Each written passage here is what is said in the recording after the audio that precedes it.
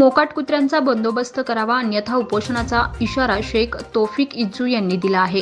धर्माबाद शहरात मोकाट कुत्र्यांच्या दहशतीमुळे लहान मुले रस्त्यावर खेळू शकत नाहीत, त्यांना घरातच ठेवण्याची वेळ आली आहे। यापूर्वी वारंवार हा प्रश्न उपस्थित करण्यात आला, परंतु प्रशासनाचं त्याकडे दुर्लक्ष आहे।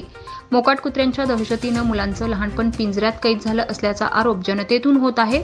लवकर भटक्या कुत्र्यांचा बंदोबस्त करण्यात यावा अन्यथा नगरपालिका समोर उपोषण करण्यात येईल असा इशारा राष्ट्रवादी काँग्रेसचे शेख तौफिक यांनी दिला आहे। जेएस न्यूज महाराष्ट्र विशेष प्रतिनिधी कालिदास अनंतोजी।